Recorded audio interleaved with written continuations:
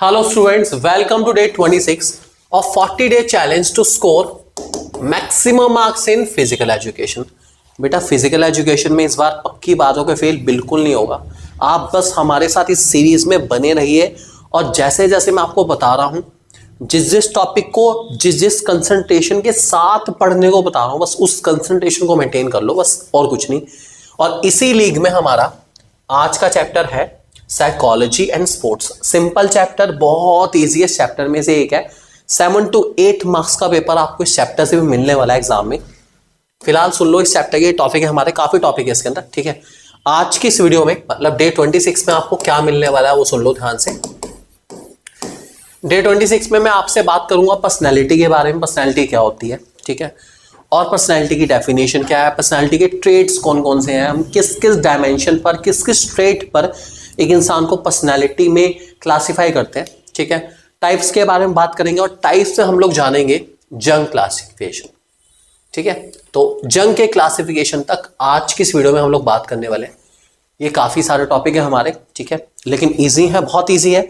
ये वो टॉपिक है जिनको आप सिर्फ एक बार अगर सुनेंगे भी ना तो माइंड में सब कुछ फिट हो जाएगा और आप इससे कोरिलेट बहुत जल्दी करेंगे कि हाँ सर बिल्कुल इंट्रोवर्ट ऐसा है, ये भी इस टाइप की पर्सनालिटीज होती हैं, हाइट ऐसी, पर्सनालिटी, ऑरा क्या होता है इंसान का, ये सब चीज़ों से आप बहुत जल्दी कोरिलेट कर पाएंगे। तो आज का टॉपिक हमारा प्योरली फोकस्ड है किस पर, पर्सनैलिटी के मीनिंग पर और पर्सनैलिटी में जंग क्लासिफिकेशन पर। कार्ल जे जंग ने पर्सनालिटी को कैसे कैसे 3 हिस्सों में क्लासिफाई करा वो हम लोग पढ़ने वाले हैं आज के इस टॉपिक में। सो इट्स डे 26 फाइनली, और नोट्स के लिए आपको पता है हमारी ऐप आप पे का इंतजार कर रही है। आपको लिंक मिल जाएंगे कहां पे, डिस्क्रिप्शन में। Just go for it right now. सबसे पहले इस चैप्टर का जो मीनिंग है वो साइकोलॉजी पर है, तो साइकोलॉजी का मीनिंग समझेंगे हम। साइकोलॉजी क्या होती है? साइकोलॉजी आपकी 2 वर्ड से मिलकर बनी है, ठीक है। एक है साइक और एक है लॉजी, ठीक है। यहाँ पे साइक का मीनिंग रहता है हमारे पास सोल एंड माइंड, ठीक है, और लॉजी का मीनिंग है स्टडीज।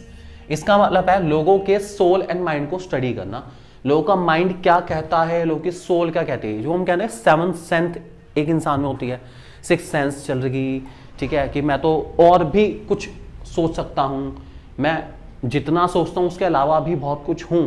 जो साइकोलॉजी उस इंसान के माइंड में फिक्स है, ठीक है, वही स्टडी करने को हम कहते हैं साइकोलॉजी, ठीक है।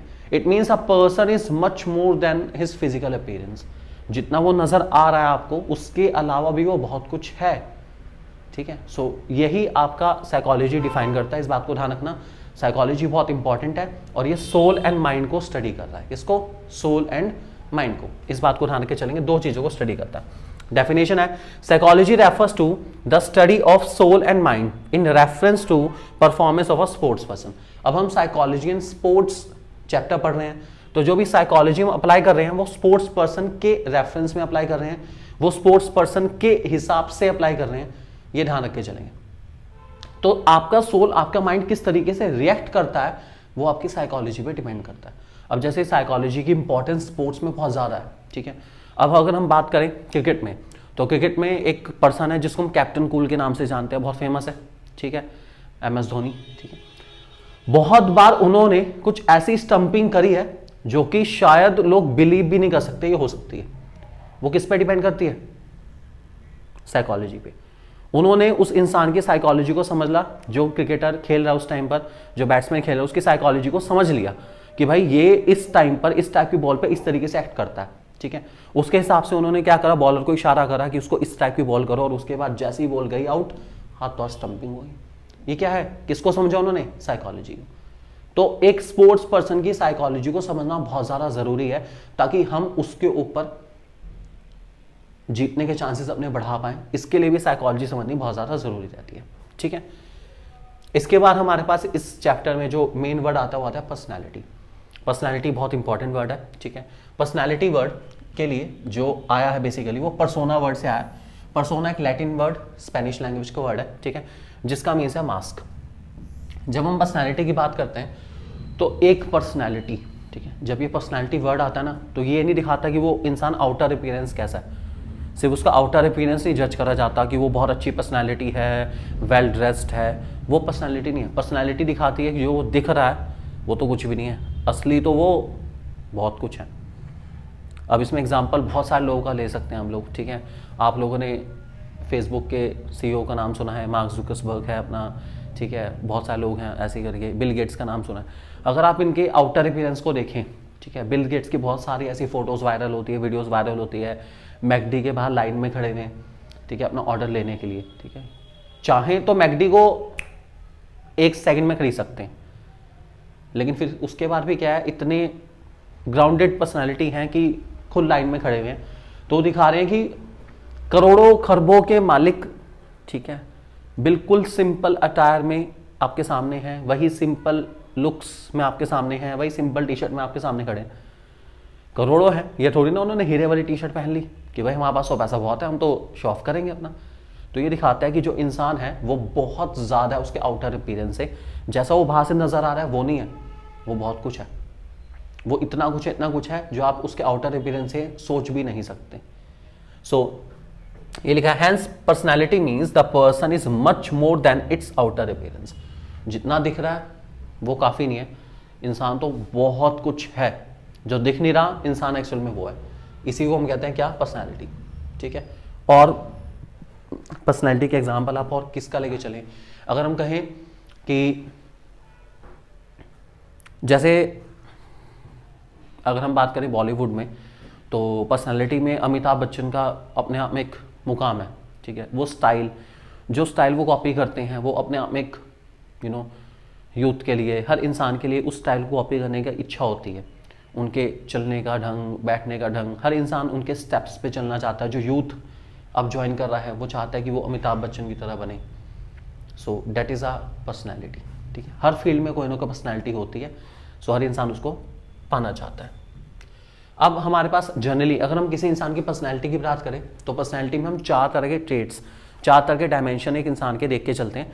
इनमें डायमेंशन में सबसे पहले आ गया आपके हम physical trade, mental trade, social trade and emotional trade. ये 4 तरह के ट्रेड पर एक इंसान को हम जज करते हैं, ठीक है। सबसे पहला फिजिकल ट्रेड हो गया। फिजिकल ट्रेड में इंसान को, फिजिकल मीन्स आउटर अपीयरेंस में आप क्या जज करोगे, उस इंसान की हाइट कैसी है, हाइट अच्छी होनी चाहिए, ठीक है, वेट एक्यूरेट होना चाहिए, उसका पोस्चर, उसके लुक्स, ये सब हमारे फिजिकल ट्रेड में आते हैं, ठीक है। जैसे यहाँ लिखे गए हैं वैसे तो कभी ट्रेड पूछे नहीं जाते, ये सिर्फ और सिर्फ इसलिए है ताकि आप पर्सनैलिटी को किस तरीके से डिफाइन करते हैं अपने माइंड में, आप इसको समझ जाएं। तो जब भी पर्सनैलिटी डिफाइन होगी, सबसे पहले आप इसी इंसान के क्या देखेंगे, फिजिकल ट्रेट, फिजिकल डायमेंशन पे उसको मेजर करा जाएगा। हाइट अच्छी, वेट एक्यूरेट, पोस्चर, लुक्स, ये सब मैटर करता है। आप कैसे खड़े होते हैं, कैसे बैठते हैं, कैसे आप बोलते हैं, कैसे बात करते हैं, ये सब चीज़ें किस में आती है, पर्सनैलिटी में, ठीक है। तो ये हो गया हमारे कौन से ट्रेड, फिजिकल ट्रेड। दूसरा मेंटल ट्रेड।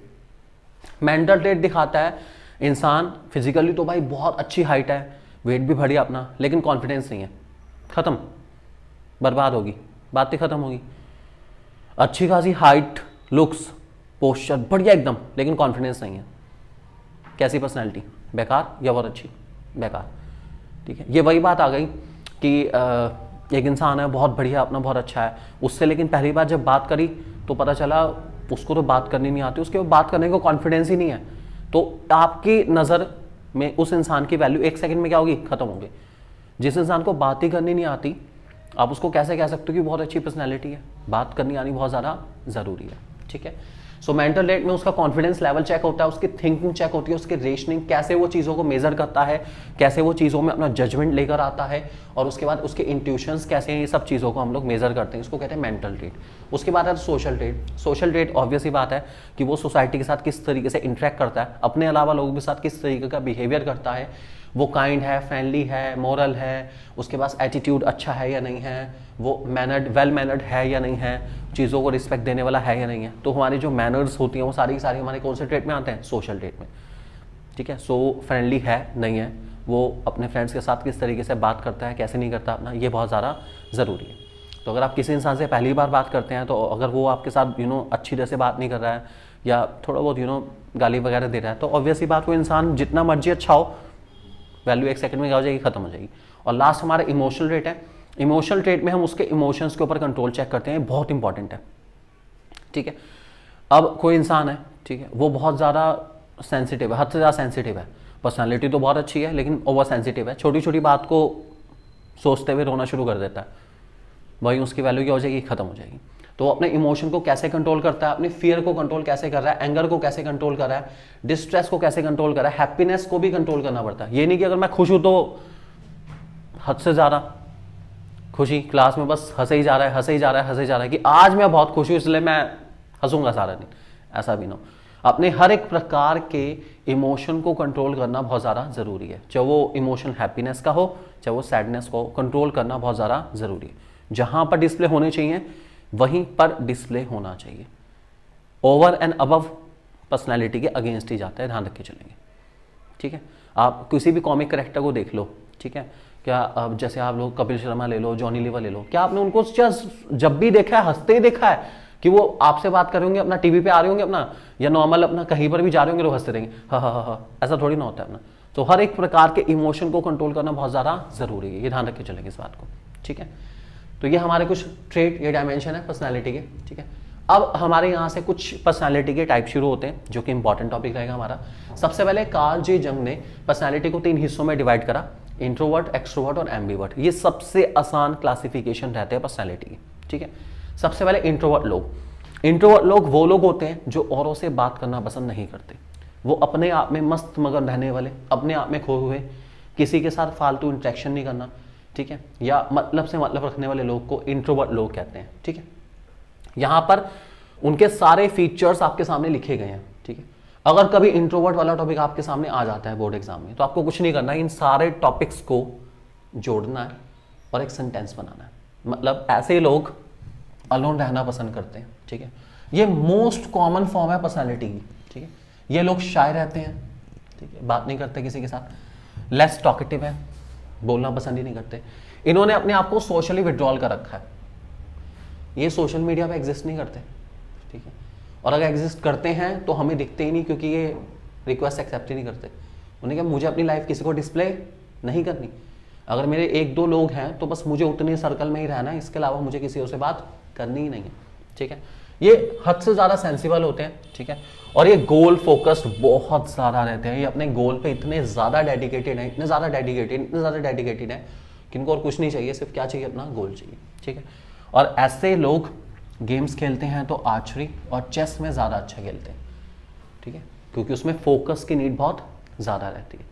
तो काम रखते हुए सिर्फ और सिर्फ फोकस्ड हैं अपने टारगेट पर, और कुछ इधर उधर नहीं सोचते।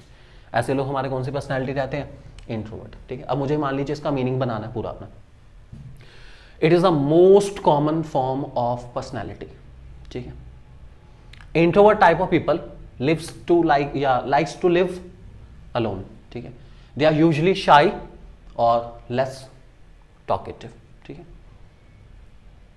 और क्या लिखें, दे आर क्वाइट सेंसिबल, ठीक है, and focused on their goal only, ठीक है। और they usually have taken social withdrawal, they doesn't use social media और doesn't like to interact with each other, they are non friendly in nature और have a very small friendly group. ये सब आएगा ना। तो क्या करा हमने, ये सारे पॉइंट्स अपने माइंड में फिट करे और इन सारे पॉइंट्स को क्या करा, कनेक्ट करा, ठीक है। अब बस अब वो कनेक्शन ही सबसे इंपॉर्टेंट है। तो फिजिकल में सबसे ज़्यादा ज़रूरी है नॉलेज को कनेक्ट करना। नॉलेज है, ठीक है, उसको क्या करना है, कनेक्ट करना है। बस एक ऐसे इंसान के बारे में सोचना शुरू करो जो आपको इसका एग्जाम्पल नजर आता है, उसके बारे में 3-4-5 लाइनें लिख दो, इंट्रोवर्ट कंप्लीट हो गया। अब आ जाओ एक्सट्रोवर्ट लोग पे। ये सबसे मस्त मौला लोग हैं, ठीक है। ये हद से ज़्यादा फ्रेंडली है, हद से ज़्यादा टॉकेटिव है, हैप्पी है, सपोर्टिव है, करेजियस है, कॉन्फिडेंट है, फन लविंग है। उसके बाद टीम बिल्डिंग बहुत अच्छे से करते हैं, क्योंकि ऑब्वियस बात है फ्रेंडली नेचर है। और ये गेम्स, क्रिकेट, हॉकी, जिनमें टीम की नीड पड़ती है, जिसमें अकेले नहीं खेलना, क्या चाहिए, टीम, उसमें एक्सट्रोवर्ट लोग बहुत जरूरत है। ऐसे लोग जो क्या बनाए, टीम बिल्डिंग करें, टीम बना के खेलें, ऐसे लोगों को हम कहते हैं क्या, एक्सट्रोवर्ट, ठीक है।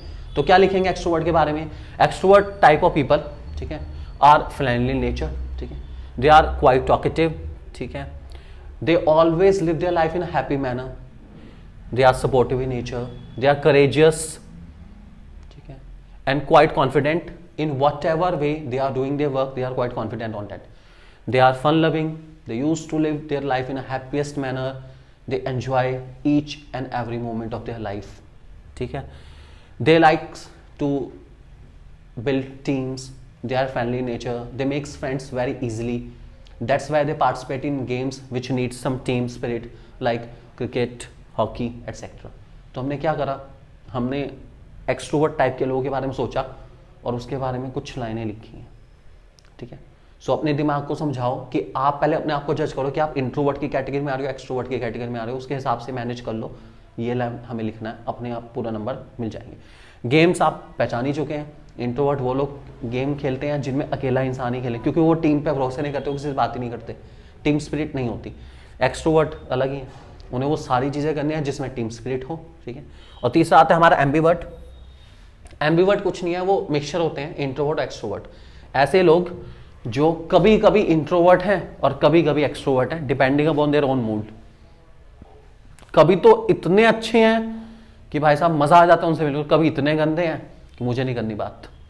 तो ऐसे लोग जो कभी इंट्रोवर्ट कभी एक्सट्रोवर्ट है या हाइब्रिड है इंट्रोवर्ट एक्सट्रोवर्ट का, उनको एम्बीवर्ट नाम दिया जाता है। तो इसमें दोनों के कैरेक्टर आ जाएंगे, समटाइम्स वर्ड के साथ आएंगे, they are sometimes supportive, sometimes courageous, ठीक है, sometimes socially withdrawal, sometimes socially active. कभी इधर और कभी इधर, ये बेचारे बीच में सीसो कर रहे हैं, किसके बीच में, इंट्रोवर्ट और एक्सट्रोवर्ट के बीच में। इन लोगों को क्या कहा जाता है, एम्बीवर्ट। क्या कहते हैं हम, ठीक है।